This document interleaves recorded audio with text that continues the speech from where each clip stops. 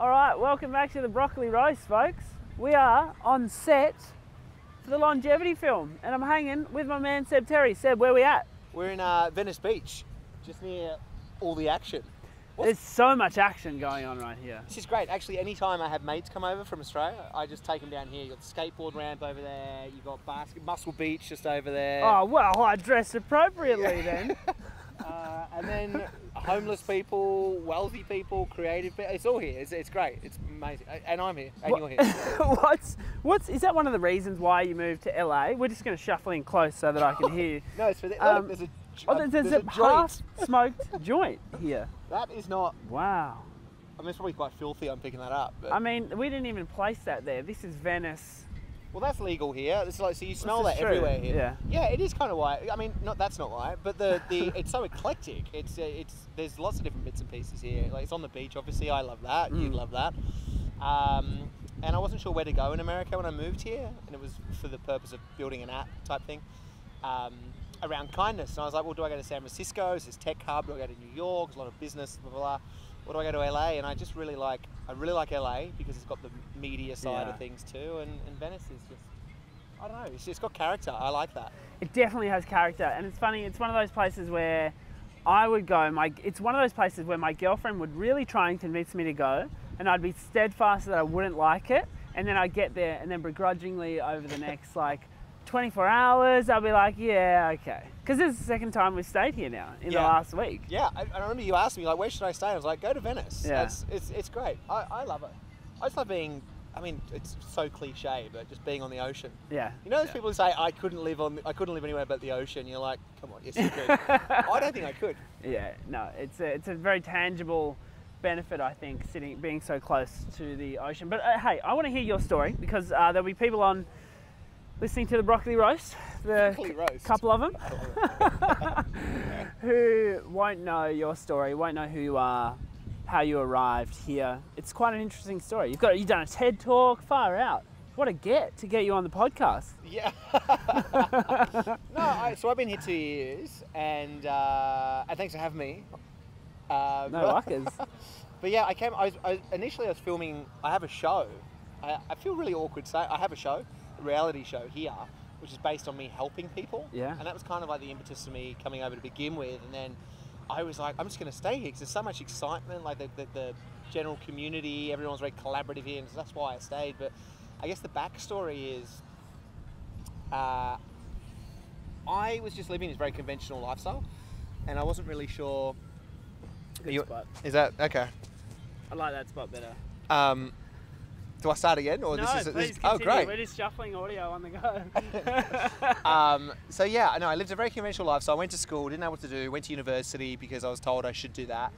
And then I remember being at the end of that and feeling very discontent and lost and really underwhelmed at graduation. And then I ended up backpacking around the world like everyone does. And I don't know what to do. I'll travel around the world.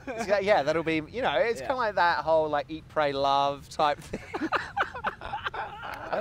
But anyway, and then I heard news whilst overseas that one of my good mates I'd grown up with had passed away, Chris, and that news, I don't know, just rocked the northern beaches, Avalon Beach, where I'm from, and yeah, it just made me think about life, and I remember particularly asking if he could live his 24 years again, would he live it the same way, or would he change everything? And I never got to ask him, but I thought about it, and I think he lived a life that really reflected his values. He loved the beaches, he loved his mates, he loved his family, he liked having fun, he liked having a beer, and rightly or wrongly, by anyone else's kind of code, he just lived a life that was him. And I thought, how amazing. And I turned that question on myself, and I was 25, and I said, well, if today was my last day, would I be happy with everything I'd done to now? And I just realised I wouldn't be happy. Yeah. So I just got a pen and paper, and I just started jotting down things that I thought would make me smile more, and that was the beginning of this journey, which I suppose is known as 100 Things. So it was a list of 100 things that were kind of abstract and weird and crazy and again eclectic, and I just dropped everything in my life to pursue this list. And then 10 years on, I just celebrated 10 years of it last weekend, it's turned into this big community of people who all share their dreams. It turns out we're all dreamers, can you believe it? Yeah, and it's been turned into a TV show, and books, and I get to speak a lot, and I get to do podcasts. not as good as this, but anyway, and now I kind of find I'm in this kindness space where I connect people to help each other out, and here I am. It's a pretty nice space to be in, because I feel like a lot of people, if you talk about, people who chase their dreams and stuff, it's filled with like so much sacrifice. It's filled with like all this negativity before they reach the mountaintop. Whereas yours is like this blissful, seems like this beautiful journey to somewhere, wherever it ends up going. Yeah, well, that's nice that you noticed that. Yeah, I mean, I've got to say, I'm pretty stress-free. Like, I did it for my own reasons, and for everything's been an accident. I just wanted to be happier. And to this day, like, I just want to be happy. I just want to do things that make me happy, and I think the on-flow effect of that is that it makes other people happy. And yeah, I don't have an expectation of what this is, or what it will be, or what it could do. I do quietly believe, it's made a lot of impact already, and I think that could just grow exponentially. But like, that's not why I do any of it. So just day by day, and I seem to navigate through life in some sort of flow-like, blissful state. And like even this, it's how sun's out, life's good. I know, it's beautiful. It's really inspiring to see that. And I want to talk about the app a little bit more, because obviously I've been doing the film and going and seeing firsthand the very tangible benefits, or the tangible effects that community and engagement and having a purpose bring to the table, in particular for the people in these blue zones that I've been visiting. So what does your app do? Or is it an app or a website? It's a website. It will be an app. A website was built by prisoners who are still in prison. Did I tell you that? No. Oh, what? Yeah, it's so epic. That's amazing. So the whole concept is this. My show that I came here for, it was about me helping people, right? 26 episodes, a reality show. Sounds amazing, right? Yeah. I'm glorified as this person. But the reality is, for every one person we helped, there were plenty more we had to say no for, no to. So I was like, well, that's not cool. That's a reality. Like, more people are not getting helped than helped. I was like, well, how do I help all those people outside of the show? And then all these kind of people who were following my story were like, oh, we want to help people. We see that you're helping people. Can we help people? And I thought, yeah, I know, like, all these people over here who need help, and now I'm getting approached by these people who want to help. I just need to connect them. So I was like, well, I'll just build like an online meeting place, almost like a dating site, but for acts of kindness. Yeah. No love. And it could be love. I mean, who knows? But like, it's not that. It's for kindness. It's a different kind of love. Yeah. So it's called Kindsome. So that's what it is. I was giving a talk in San Quentin prison, and there's this program that they run up there called the Last Mile, and they teach inmates how to code. So when they come out, they can build websites and stuff. Yeah. And I gave this talk to 60 inmates. They're all in light blue jumpsuits. I was like in the bowels of this prison. And at the end, 4 of them came over to me and went, we'd love to make that site. And I was like, of course. That's so good. Yeah, it's so good. One of them just got out. There's 4 of them built it. One guy called Aaron just got out like 2 months ago. Yeah. And he contacted me, and he wants to now use the site that he built inside prison to help somebody on the outside. Oh my gosh. But it will be an app. And I guess like the whole, you said it before, it's community. It's just about community. My belief is that innately we all these people, we all want to help each other out. We all want to feel a sense of belonging. We all want to feel needed. We all want to feel like we can contribute. Yeah. And yeah, we all want to help each other out. We just need to find the right opportunities and avenues. And I think that's what this app is. Yeah. Look at that. Yeah. It's like a rescue helicopter helping someone. See, exactly. We're all helping people. Well, I guess one of the barriers, like you said, is just working out how to do it. Like tomorrow night, I'm going up to Loma Linda, and we're doing a sort of soup kitchen style program where we're helping some homeless people, and it's like those opportunities. I guess we have to sort of seek them out to start with, and then they tend to find us. Completely. And I think the way charity and giving is at the moment, at least, it's all institutional. Like and then obviously all the charities are fantastic. But I do think that like we sort of donate online, you give $10 or $50 or $100, whatever it is, and you think that's done, and you leave the house and there's a homeless person next to you who you don't even say hello to. And so I think it kind of allows kindness to be much more peer-to-peer, much more like grassroots. Yeah. And it's instant. Like I think if someone, you don't need money to help. That's what I've found. I've made considerable difference to like quite a few people, and I've just done it mainly through like giving time. or like calling them up saying, how are ya? Or what, you need help with something? I know somebody who can help. And so it's just that. So it's about just like kind of building this, you know, really organic, healthy, altruistic community of people. And yeah, it's taking it away from the idea that it has to be money or it has to be, if you try and volunteer, by the way, I found this with myself and I hear it a lot. It's quite hard to go and volunteer somewhere. There's so much red tape, takes ages to get in. Yeah. And then it's like, you know, and people are losing faith in charity. You give money, you don't know if it's all going to go to the place you'd hope.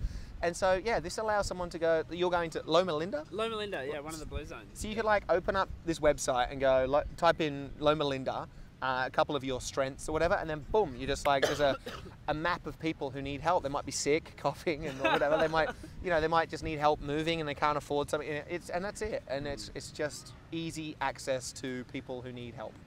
I love it. It's such a good concept. I think so. Yeah. And everyone I explain it to says that. So I think we're onto something. I honestly think it could change the world. I mean, I could be completely. You may never hear of this again. Like I might be. Final interview. I could be one of the homeless people here soon. But like, and that's fine too. But like, I do really think this has the potential to you know do some good things. I can smell. I can smell the weed. Yeah. Yeah. No, that's a fresh one, I think. It's just manic. Yeah. Because even here, like you look around, like, there's 1,000 people back there and all around and stuff, and then most of those people need help, but they don't know. It's not in our society. It's not culturally normal for us to go, "Hey, put your hand up. I need help." That we think that's a sign of weakness, and it's not. That's being brave. That's being vulnerable. That's strong. And I think by doing that, you create an opportunity. If I need help, we're just two strangers and we just walk past each other. If I'm brave enough to say, hey, I just need help in this way, non-financial, by the way, kindness is not about donating money, it's about acts. And I go, I need help in this kind of way. And if you can help, you will. But it wouldn't have been possible without me being brave enough to say I need help. And it's just about that. It's shining a light on people who really deserve an act of kindness and trying to just get it culturally more normalized to ask. Because everyone wants to react. I've never felt so like this film has been such a transformational journey. It's much more so than the Gut movie where we had our plan, we had some ideas and we went and executed, right? Whereas this film, it's been so much more about just sort of letting go, but just really being open to change. And I think one of the things that's changed for me is that need for community and for those sort of acts, you know, that come inherently with being part of any community, that you feel engaged with, that you feel you have a common goal with. I think there's those whenever that happens, there's a need or a want to get involved and do that sort of stuff, and I've never felt that so much than right now. That's awesome. I think you're right. If it's the same like with a company, if everyone understands and appreciate the same values, you feel like you're in it more together. And it's just, like I think fundamentally, everyone just wants to feel connection. Yeah. I really believe that, and I think as soon as you realise that, you seek it and you find others who are in the same boat. But we were talking about it recently, like social media. The irony of social media is that it's not that social. It draws us all apart. And you can live behind these facades, these materialistic things or whatever. But as soon as you go, you know what, I do just want to connect, I want to contribute, and I want to receive in healthy ways, I think, it makes sense. What a great spot you're in. I know, it's been funny, and getting sick and all these different things. I was thinking about it today. Today was like the first day where we actually had a day that just flowed, and nothing went wrong, and there were no, big hiccups and those sort of things. So it feels like a lot of the stuff that happened for a reason, or it's going to be an integral part of the story. So it says a lot about you too, and I'm not blowing smoke, but like it does, because if you think about it, you're literally you're not making this movie to make money necessarily or any of those, become the next famous person and be on a billboard here. But you're doing it because you're genuinely curious and it's going to help other people, and you're the living example. Like it seems to be like actually helping you and forming thoughts and ways you're thinking. And I reckon you'll probably make some decisions after this, which will be very reflective and of what you've learnt in this time. I think so, definitely. A little segue there. When I do get back home, things will certainly change. What else happens back home is there's a very famous podcast, and I know that the boys might be tuning in, called Before the Dip. And you went on that show. What was that like? Oh, I mean, talk about making it. That is, a lot of people in Australia think you have to come to LA to make it. Yeah. No. What you need to do is get on the Before the Dip podcast. I still haven't been asked. I haven't even made it yet. Yeah. What's it feel like? It's this beautiful combination of opportunity, magic, and talent. And Ravi displays none of those qualities. No, it was really fun. It was like I think it was a 5 a.m. or a 6 a.m. podcast before swimming Manly to Shelley Beach in Sydney, and yeah, it was great. That was fun. It was actually, they're hilarious. They are. Yeah. They're like an old people's morning show. That's what we've described them as. Like a funny old people's morning show. That's funny. Yeah, just like, and I think that with the New Zealand accent is fun. It's just humorous. Yeah. And it was a lot of fun. And I'll put in a word for you if you like. Oh, thank you. Thank you. That'll be good. See, boys? So if someone asks I keep forgetting you, there's a camera. I thought we were just having a chat. Right, oh, well, that's good. Yeah. That's a beautiful styled interview. What was I going to say? If someone asked you what your purpose was now, what would you say? Well, it's such a daunting question. I think my purpose right now is I feel as though I'm activating kindness. I feel like there's some sort of impulse for me to try and connect people in really healthy ways. It was all about me for a while, like trying to just be happy, and this is a continuation of that. But I think because I've come a long way in 10 years, and I think now, I just think about others a lot, and I'm not just saying that to sound good. I do. I think about others, and I think about this idea. I think the world could be very different. There's so much turmoil. There's also so much goodness that no one focuses on, but there is turmoil, and people are being more and more disconnected, and loneliness is this epidemic, and depression is sky high. But I think there's a way of turning that around quite simply, and it's through us. We always look externally, and I think it's an internal thing, and I'm trying to find my place of being able to try and impart something that will be useful for other people, and I think Kindsome is very much the embodiment of this. Do you reckon that's the first step for a lot of people, is to go out and try and help someone else if they are feeling down, if they are feeling a little bit lost? I've just often seen that by helping others, we often fill our own cup. For sure, but I think your cup has to be full first. I always subscribe. I talk about this a lot, but I think that when you're on a plane and they say put your oxygen mask on first before helping others. Yeah. I believe that. Like for me, I've been doing this for 10 years, and my list was all about me. I wanted to skydive naked, walk across the country, marry a stranger, deliver a baby, live on a deserted island, learn all me-centric. And then it just very naturally got to a point where I had my oxygen mask on and somehow I found myself being helpful for others. I don't think it would have worked for me to just go and help other people straight away, because I had no idea who I was. Yeah. But having said that, there's so much science around, helping people and how it makes you feel. And of course, anyone here, if they just wanted to help someone in a meaningful way, they'd feel better. Yeah. So for sure, I think what happens, it's a balance and a combination of people helping themselves and helping other people, and usually people do one or the other, not both. So people are either completely selfish, don't help anyone, or they help everyone and forget about themselves, and neither's good. You need a bit of both. You need to, and it's interesting. I'm not very good at receiving help. I get offered help all the time, and I usually turn it down. But yeah, and whereas others are fantastic at receiving help, but they don't do anything for themselves. So yeah, I think it's a bit of both. Help people. What's the website? What's the Kindsome website? KINDSUM, as in like mathematical, Kindsome. Okay, Kindsome. Yeah. That's the worst description of a website ever. It's kindsome.com. Kind of like a mathematical equation. I'm terrible at promoting myself. But it's good. I think it's. We'll put it in the show notes, and I think it's worth.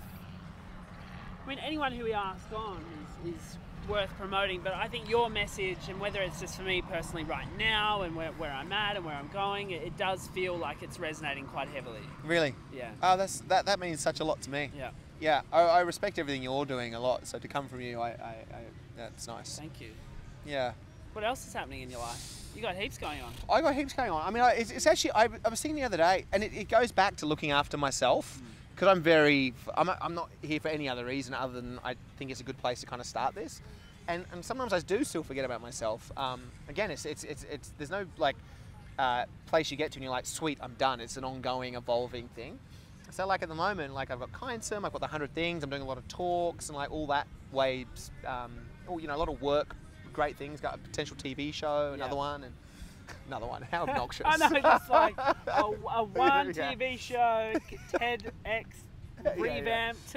No, so that's all good. But then the other side of things is like, I'm creative, I like to tell myself, and like I haven't been doing that in ages, anything creative, so I'm now writing, I'm doing a bit of writing, and I'm going to do some stand-up comedy soon, just because it was on my list. I did it once, I loved it. Yeah. It's just such a good outlet and a venting thing for me. So there's a lot of that, and like just being I'm a lot healthier than I was 6 months ago, and like I didn't realise 6 months ago that I'd actually like put on a ton of weight, and like I'm not sure if this is kind of what you're after when you asked me. That's good, it's interesting. But yeah, and then I've been single for ages, met a nice girl recently. I mean, just life, it's the same for everyone. Yeah. I mean, yeah, but I love it. I'm just trying to learn and grow and just be the best version of myself, and try and be, useful and somewhat contributing to good things on this planet. You surfed the wave pool recently too. Oh my god! I was thinking about that. And I was like, what? It was unbelievable. Yeah, I got to surf at Kelly Slater's surf ranch. It was maybe one of the best days of my life. Yeah. I'm not even saying that. Was that on the list? No, it wasn't on my list. It should have been, right? When I started the list, it didn't exist. Yeah. But yeah, if any surfer watching this has to go and do it at some point. It's worth the money. Thankfully, I got it for free. So it's obviously worth the money. I would pay. It's just worth. It's fantastic. It's the best wave ever. It's perfect. It rolls through every 3 minutes. I got excited from the moment my buddy. So Terry Hardy is a mate of mine. He co-owns a WSL, very handy. And he was like, I've got a friends and family day. Why don't you come down? So I was very flattered and humbled that he invited me. It was really nice. Which is another thing here. It's community. Like, for so long I didn't know, where's home? Is it here? Is it Australia? Anyway, it's both, it turns out. It's wherever I am. Yeah. Anyway, so Terry invited me up and I went up there and it was just like an incredible day, amazing people, the best waves. I was excited from the moment he called me I'm still excited. I started talking about it and I just start to feel what that wave felt like. And far out. It's phenomenal. And we're going to try and get you there. That's a good idea, I think. Oh man, I mean... We've got to connect with Terry. Yeah. He's great. I forgot to... Maybe tomorrow, actually. Maybe tomorrow. Yeah. But yeah, that was really fun. Well, that's the thing, like, I have this list, but lists change, right? Like, as you get older, like, I'm different to what I was 10 years ago. I will be different in 10 years' time, and so your list should change. If you don't have a list that, like, develops and evolves, something's wrong. So you should always be checking in. So yeah, for me, I've done a lot for others recently, and I still am, and I always will. But just trying to do a bit more. Like I spoke to my brother-in-law. So this is what I did on my birthday. I emailed 5 people, or 6 people actually, and I asked them for the advice.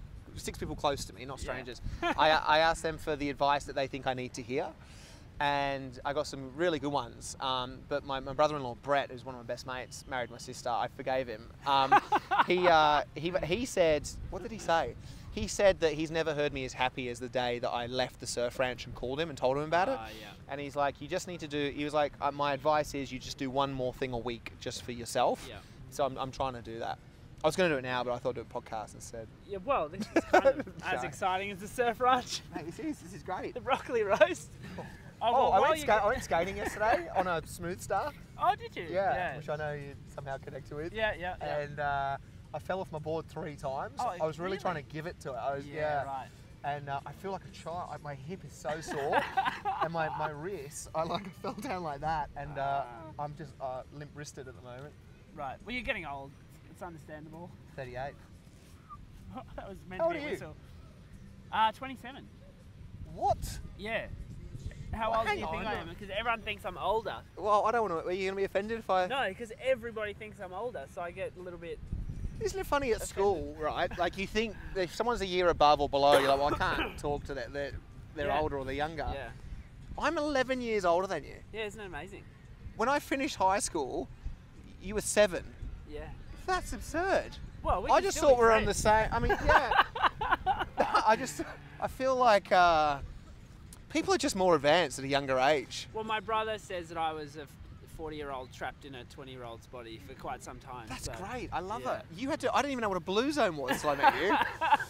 I'm very naive about the world. I do like it though. But yeah, I'm 38. You're 27. Yeah, 27. Good on you. Yeah. You know they say every 28 years in your life there's a thing called Saturn return, Saturn racing, something like that. Right. Okay. I just heard it in Venice. It's such a spiritual Of place. course you did. And like every 28 years, stuff happens. Like there's a shift in the alignment of the stars and the spirits, maybe, and something changes. And you shouldn't make any big decisions near your 28th birthday or your 56th birthday. Shouldn't make them? Apparently not. I'm about to make some big ones. Yeah, sweet. Don't take my advice. Just go and do it. But that's what I heard. I left on my 28th birthday. Yeah. To start 100 things. So Yeah. that was 10 years ago. That was a pretty positive decision. Yeah, if someone had told me about the Saturn return thing, I probably wouldn't have done it. So forget that. That was the worst advice ever. But it is interesting. I mean, no, it's not. I don't know why. It is kind of interesting. What decision are you going to make then? No, I feel like I need a shift. You know, it's been a long time for me looking at something in front of me and going, I want that, I want that, I want that, I want that, and it hasn't happened. And I need to, I think, make some more serious moves to make it happen. Because the image isn't going away. So can I ask what, I'm always intrigued by this, like yeah, what's the first thing? I want to be involved in, whether it be it on camera, mostly on camera with big films. You know, when I go to the cinemas, and I've spoken with people about this before, when I go to the cinemas and I see a good trailer for a good film, I get tingles. Like, that's what I want to be involved in. Yeah. Yeah, good storytelling. So I feel like, you know, documentaries have been good, but I'm ready to make the shift to fiction and you know, bigger production. And be in front of the camera. Yeah. Big budget stuff. Yeah. And, that's the dream. But it's yeah. It's awesome. So what's the first step? I don't know. I think I need to create space for it. Firstly, because right now I wouldn't have time. You got no time. You know, Okay. and that's what I'm like busying myself for the sake of whatever. Whether it's just to put out another film, I've got to do another film this year. Yeah. Blah blah blah blah. And you know, it's not necessarily me being right on path, even though I really want to get this film out and it's right here. It's not the ultimate for me. Look at that. What is that? Whoa, that's going so low. That's like a drone or... I said there were drones here. It's Google listening to us. No, like that. Wow. I've never seen... Anyway. It's coming back around. Should I be that fascinated with that? I'm really blown It's kind of away. interesting. It's a very lightweight, That was cool. small plane. I feel like that was like an unmanned... Unmanned fighter. Yeah. Very Star Warsy. It's going to come back. I feel like... Are we safe? I think we're okay. We're okay. Yeah. So I wanted to say this to you. Or not say, I wanted to share. So I do this thing called the 52-week challenge, where every week I, on my social media, I get people to... I film myself getting out of my comfort zone and I challenge anyone who's watching to do it. Yeah. So there's like stuff like scream as loud as you can, dive into a pool fully clothed, tell someone you love them, ring up the person who you need to apologise to and do it. Anyway, one week I said, do the class you've always wanted to do. Yeah.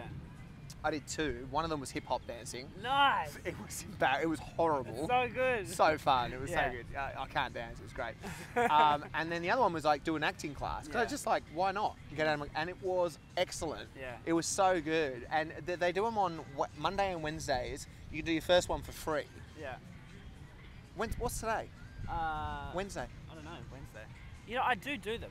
Oh, quite you do a lot. them? Oh. Yeah. So Why didn't you tell me that I'm 5 making minutes ago? I'm making inroads, but it's Oh. just like I need to make a few more steps. Oh, I that's think. great. Yeah. I reckon the best way to be an actor, because everyone, it's such a struggle. People just bash their heads here against. I have no idea. That's I'm not what I in this don't world. want to do. Yeah. I reckon just create your own thing and then just cast yourself. Yeah. Well. Yeah. We'll see. Is that the idea? Maybe that's the step. I don't know. Definitely. Yeah. I'd like to do it too. I think it'd be really fun. Yeah. It's on my list. Maybe there's a bit of crossover there. Say a line in a movie. Yeah. We'll write you one. please. Okay. Yeah. I'd like it to be in Mandarin if possible. Do you speak any other languages? I'm trying to speak French. Yeah. A little. I see. This is so funny. I'm going to start learning French when I get home. Yeah. My mum's from Mauritius, That's right. We spoke about this. and yeah. I was just like a stubborn little brat as a kid. Yeah. I just never learned, so I want to speak it so I can speak with my. So I do. I speak a little bit. Yeah. A very little bit. And yeah, I've got this tattoo on my back. It was on my list too to get a tattoo, and I got. There's a book called Le Petit Prince, The Little Prince, and it's a quote from there, and it says "On ne voit bien qu'avec le cœur, l'essentiel est visible pour les yeux." No idea what it means, but I have it. No, I do. And anyway, even French people can't read it because it's just like blurred now. Oh no! Wait, what does it mean? Means well, the context is there's this little prince living on a planet by himself with one flower on this planet, and he fell in love with a flower, but like he knew he had to try and explore different planets and discover himself through discovering. And so he went traveling, and different planets had different people on there, and he was on planet Earth, and he was lost, and he's in the desert, and this fox bounds over to him and says, it's all in French, but it's. I'll try and do the English. The fox is like, what's up? He was, yeah, he's like, bonjour. And he's like, what's happening? And the little prince says, I'm trying to find out the meaning to life. And the fox says that. And it means one can only truly see with the heart. The essential things are invisible to the eyes. Oh, I like that. I like it too. Yeah. So that's French. That's a good endeavour. Yeah, I think so. Yeah. I actually want to go live in France for 3 months. Oh my gosh, how is this even We should do more stuff. Is that what you want to do? Yeah. Emma and I are planning it already next year. Oh, Emma. You can be third wheel, I promise. It's ruining this blossoming bromance. No, I do. I want to go, but nowhere, obviously on the coast would be fun near some waves, but I also think in the middle of a country town, just a tiny town somewhere. I walked across France. It was on my list. Yeah, epic. Right through the middle, and we went through these tiny country towns that would have like a boulangerie and a patisserie and 3 farmhouses, and we'd try and have conversations with the locals. And I was like, I want to come back to these places at some point. Yeah. There was the one story as well that actually got me, the Stephen Fry Calm app or story. You know how the app. Anyway, he tells a story about CALM. Yes, that's his app. Oh, I don't think it's his app. Sorry, but he's got a story in it. Yeah. And he talks about these lavender fields in the south of France. It's this beautiful little story that's so romantic, and it does bring back those very aesthetic, beautiful kind of aesthetic sort of memories. Yeah. I remember one day we went in the middle of summer, me and this guy called Matty, and we a good mate of mine still, and we didn't know the directions from Geneva to La Rochelle, of course, and so I googled them. I printed out I can't remember 30 pages of Google Maps, and we started walking, and but it doesn't tell you when there's a mountain, so we saw this mountain on the horizon, and we over 2 days got closer, and it was a proper mountain range. Yeah. And we didn't know how to get through, and then a train went through a tunnel, and we're like, oh, the tunnel. Oh, no. So we ended up going for a day and a half through tunnels, popping out the other end, and I remember eventually walking through countryside, and it's a sunflower field, and we jumped in there and took photos, and I just thought I'd share that with you. It's a beautiful place. Honestly, speaking of cultures that do it well and live well, I think the French are just one of the best. Collectively, with population considered as well. Obviously, we've got the blue zones. France is not one of them. It's not? I was going to ask. No. But I think collectively as a nation, they do very well in terms of sticking to their traditions and maintaining a good sense of ownership over whatever they do. I remember walking through trying to find stuff to replace our stolen gear, and for 2 hours in the middle of the day, everything's shut because they're on lunch. They're getting their baguette and they're walking down to the park and they're sitting with their friends and they're eating their baguette, and you will not disturb their lunch. Just little things like that. It's just beautiful.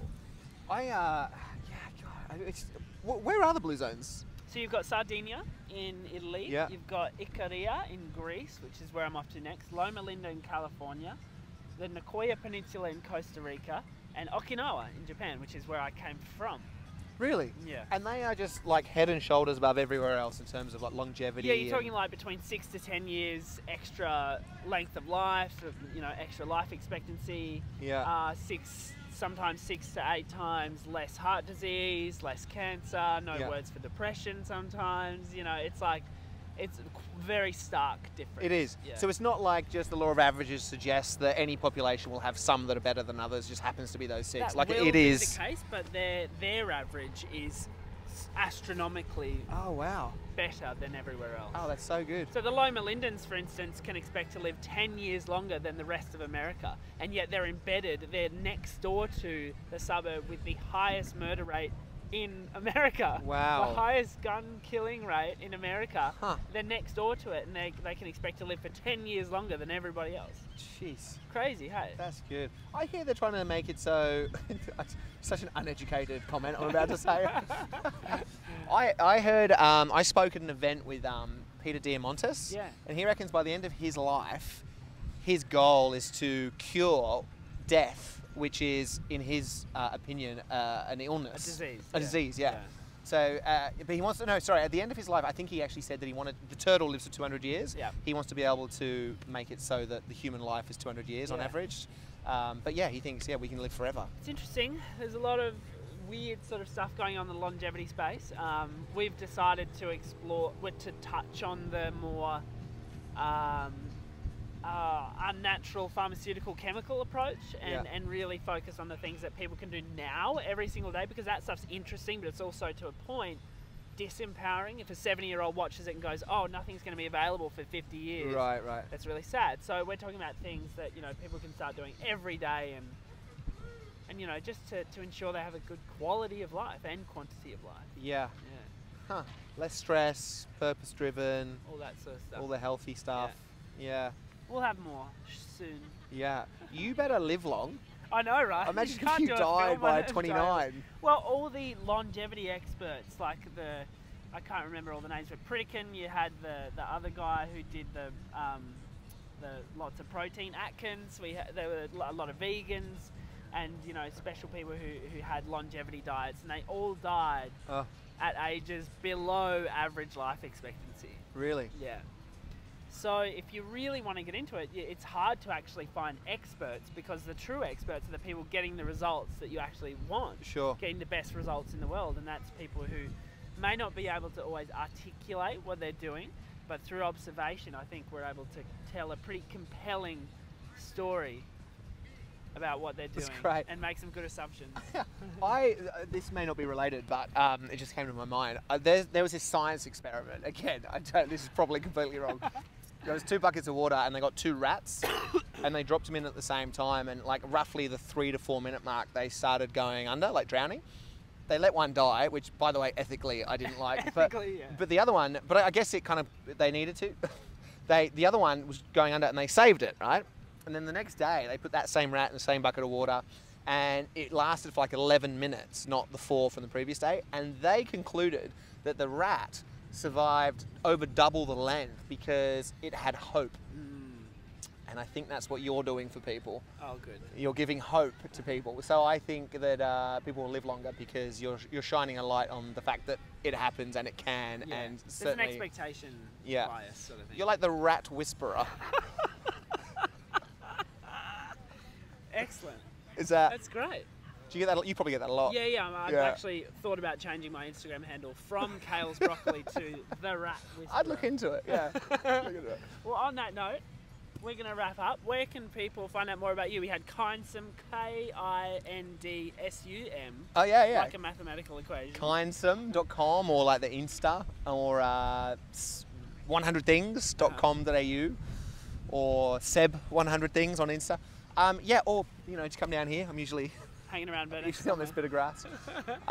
It's hard to bump into people here though. It's so packed. It's funny you say that. I bump into like a ton of people here. Okay.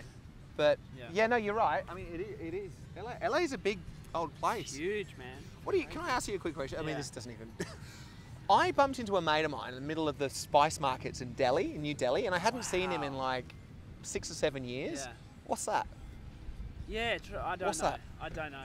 It's another conversation. Yeah, it's the world. I've found the world to be smaller than what we think it is, through bumping into people in Sri Lanka, for instance, or Cancun, or Alamaheres, and oh, you know this person and I know that person. Oh, we went to school together. Like, all that sort of stuff. It's weird, isn't it? The world's wonderful. Yeah. I want to be here as long as I can. Yeah. Well, 200 years, maybe. All right, guys. Thanks for tuning in to the Broccoli Roast. We're going to go and explore Venice in all its glory. Thanks for coming on, Seb. You're a good host. Thanks for having me.